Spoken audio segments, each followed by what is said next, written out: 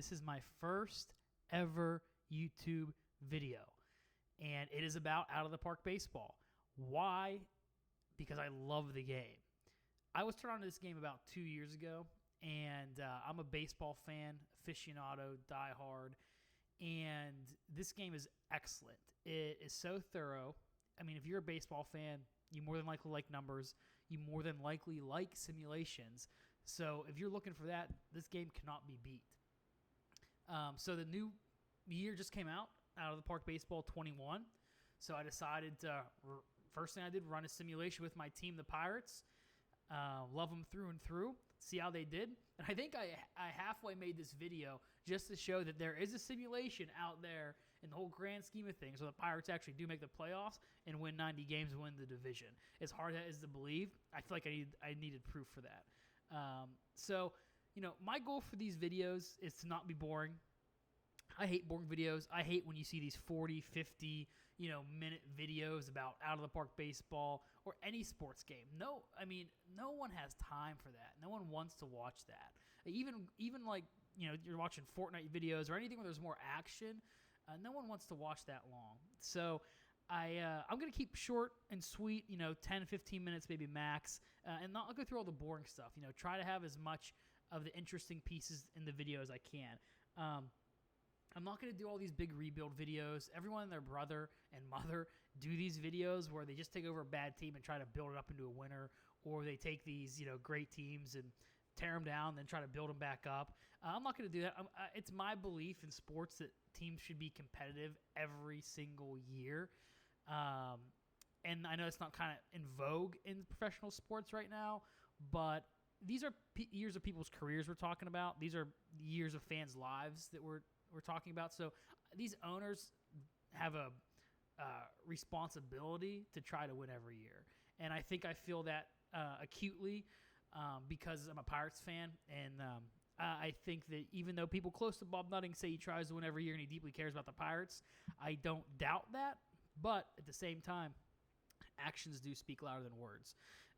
So as you can see here, this first video is just going to be about the 2020 season, which has been simulated, and kind of a review of that, because I think to understand where we're going, you have to understand where we went or where we've been. So that's what this video is going to be about. It's not a perfect video. I'm sure there's going to be tweaks throughout. I'm not sure how these videos are going to evolve over time, but looking forward to it. And at the end of the day, if I can share my passion with Out of the Park Baseball, any other games with somebody else, or get someone interested in any of the games, I think that's awesome too. So we're going to start with just a quick review here. Ran the simulated season. For the most part, I only played a couple games throughout. Did make a couple trades throughout the season. Nothing really earth-shattering. You can see this Pirates team has pretty good pieces, and I could have easily torn it down, traded Josh Bell, Gregory Polanco, can't trade Tile in the game, but Chris Archer, and try to build from the start, rebuild. I didn't want to do that. I wanted to try to remain competitive. So I made a couple moves that will help now, but also in the future. So first, in the spring, traded Nick Birdie and Adam Frazier for Carter Kieboom, from the Washington Nationals. Prospect, major league status now. Wanted to ship him out. I mean, Adam Frazier, he has a very similar skill set to Kevin Newman, very similar skill set to Kevin Kramer, and he's lost his prospect status.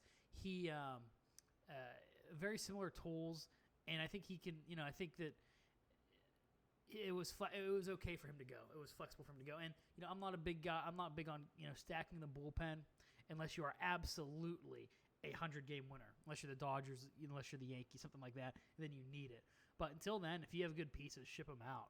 I'm actually surprised I didn't ship more people out, but we were winning, so they didn't deserve it. So, like I said, Birdie and Frazier for Kieboom. Traded Joe Musgrove for Adam Hazley and Alec Baum. I just thought this was about value. Musgrove's a decent pitcher. Is he great? No. You get Alec Baum, who is I don't know if he's an elite prospect, but he's absolutely, top 100.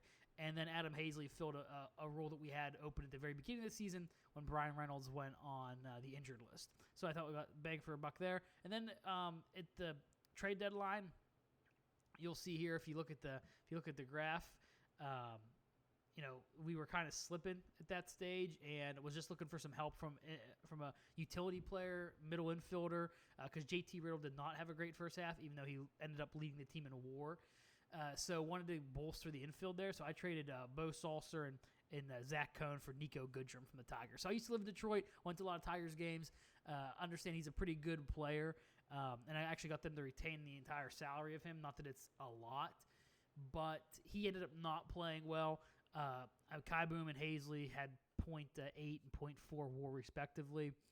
Goodrum did not. He averaged, I think it was just .1 WAR, but also at 600 slugging percentage, or OPS percentage, is not great by any stretch of the imagination. So we won't get too far into those, kind of the details there. Some highlights of the season I thought were very interesting. I mean, if you ask any Pirate fan, I would say Pirate fans don't even know who JT Riddle is.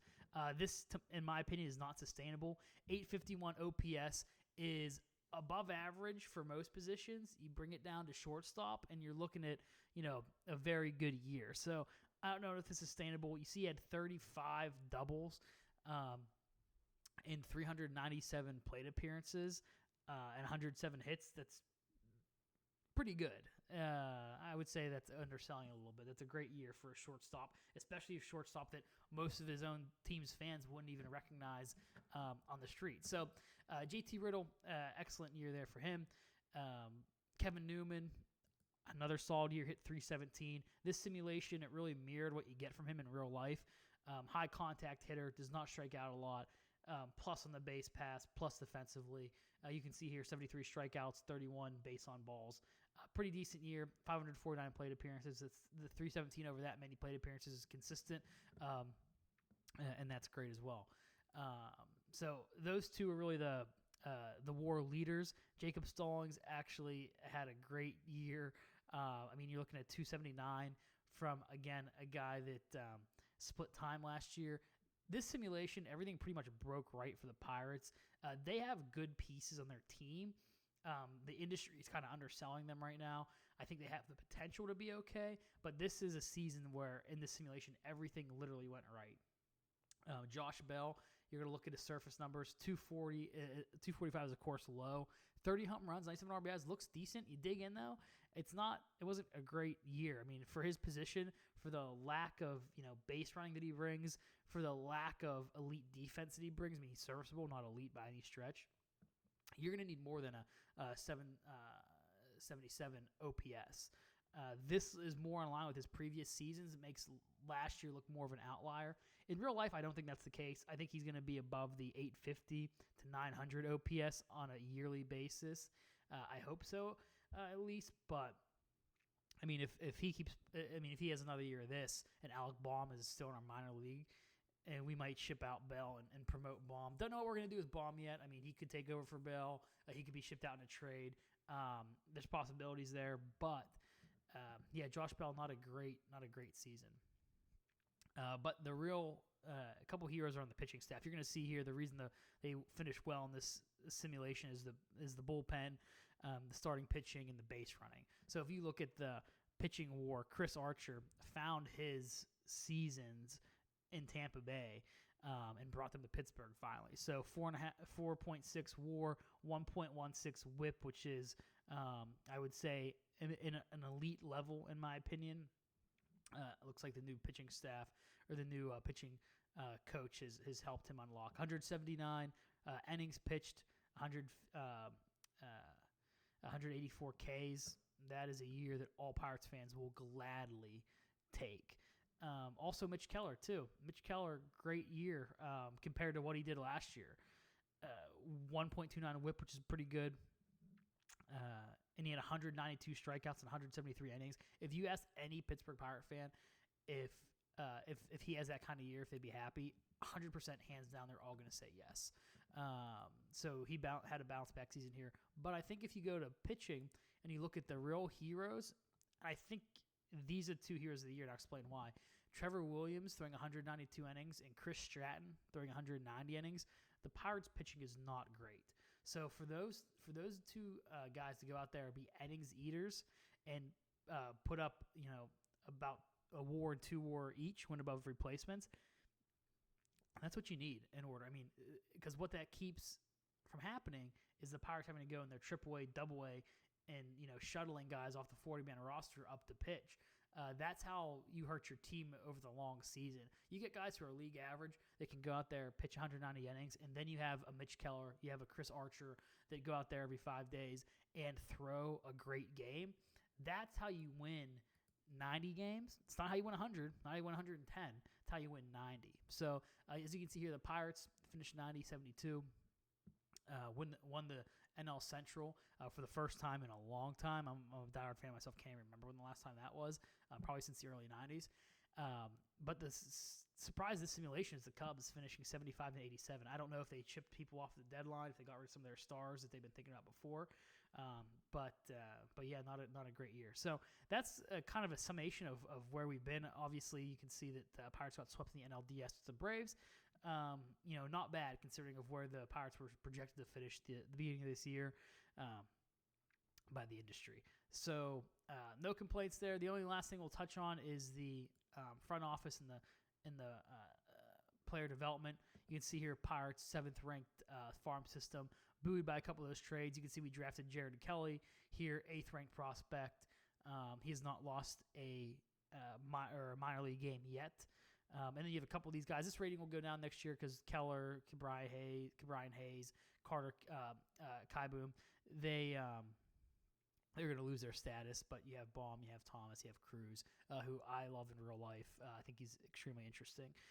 So we'll see how all this plays out in future episodes. Next episodes, we're probably going to hit, not probably, we will hit salary arbitration. We'll hit Rule 5 draft. I'll also try to explain a little bit about what those things are, just so if we have any casual viewers. Not saying that that's likely, because if you're playing out of the park baseball, you are most likely not a casual baseball fan. But just kind of explain those, the strategy in real life mirrors this, and how that mirrors strategy in out of the park baseball. See if there's any differences there. So I hope you enjoyed the first video. Hope you found it interesting. We're going to continue making these. We'll just see how it goes. Hope you enjoyed yourself, and I'll see you in the next video. Thanks.